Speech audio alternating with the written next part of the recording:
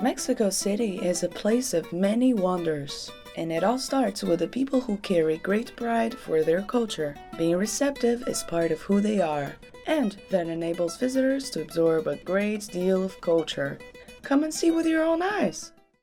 This is the most important cultural center in Mexico, offering music, dance, plays, opera, and literature to its visitors. Inaugurated in 1934, it portrays neoclassical and Art Nouveau styles, and the interior is primarily Art Deco. We came to watch traditional dances from all over the country. Wondering why this was a perfect intro? Who would have known Mexico contains such diversity? The stage becomes a canvas where ephemeral art is created in the most graceful ways. Observe how the skirts spin, almost like flowers blossoming.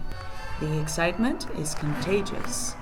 These performers know they've brought a little taste of every state they've represented. The sun is out and we're ready for more. First, breakfast. Located at the street corner, it is hard to miss. The House of Tiles is an 18th century building that has no doubt made history, first being a private property, then a drugstore, and finally a successful restaurant. What's inside can only surprise us even more.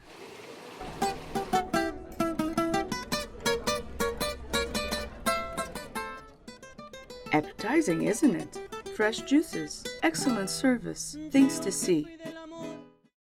One of the main purposes of this trip is to learn new things about humanity, and interacting with locals is the best way to do that. Here we are with a brave group of women and their children who come together as a family to support each other through their fight on cancer.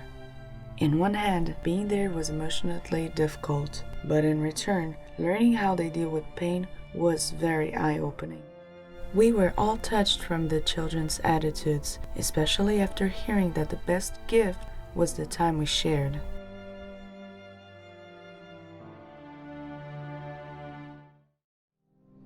We are now at the largest cathedral in the Americas, and the organ you hear playing is the biggest as well. As marked by this decentered pendulum, the cathedral is slowly sinking. This is due to the city being built over water, but there are no worries. This beautiful space will still be here for many generations to come.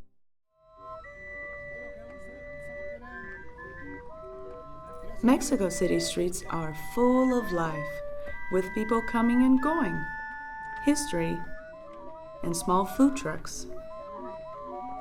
So colorful. Like this gordita. Curiosity really grabs us at all times.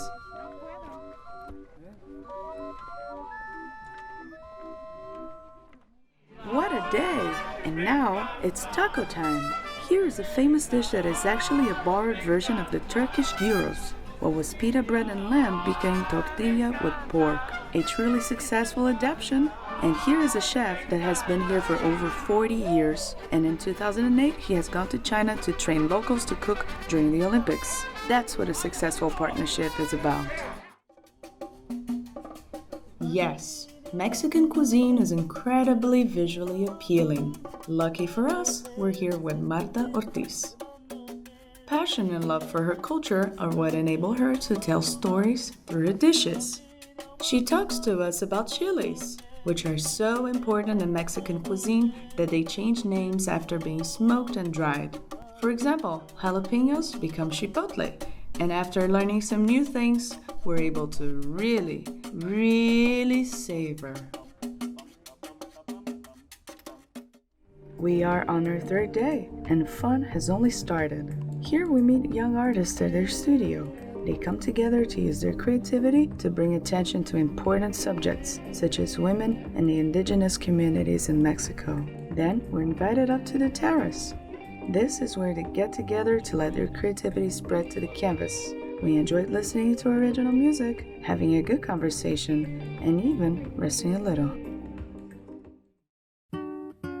Of course, we couldn't come to Mexico without going to the Frida Kahlo Museum. This was her intimate space where she grew, suffered, loved, and expressed her deepest feelings through her paintings. In her honor, in 1958, Diego Rivera donated her house to become a museum. We are all hungry once again, so how about some nopal soup with avocado and cheese? Nopal is actually a kind of cactus. That was a first and incredibly delicious. This is our gastronomic tour day, and to be ready, we'll first do some walking and visiting. After a short hike, we get to this beautiful castle. Chapultepec means Grasshopper Hill in Nahuatl, the language of the Aztecs. Once an imperial residence and a presidential palace, the site is now a museum. Coming out to the terrace, we're surrounded by butterflies and a beautiful view. We are now at Colonia Roma, where we learned that Mexican cuisine is so diverse that to appreciate it, we need to try these 7 different restaurants. With a great guide, we learn about how European architecture was recreated thanks to wealthy Mexicans who have traveled to Europe. As we walk from a restaurant to the next, we admire this rendering of European styles. It didn't even feel like we had spent over 4 hours eating. It's not often that we wake up knowing that we're going to meet the Secretary of Tourism of Mexico. This is our last day, and we were able to give feedback about our experience as well as hear about plans of progress for this beautiful city.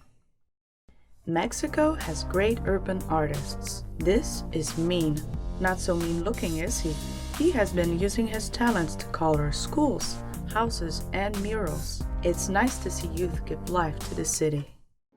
It's hard to say what was the best part of this trip, but the last day was something special. We get to a lake where colorful boats are lined up and one of which is ours. Surprised with locally prepared lunch, we are ready to go.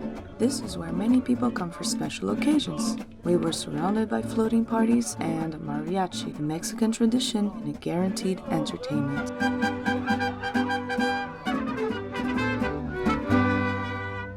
Una buena versión, bravo, bravo.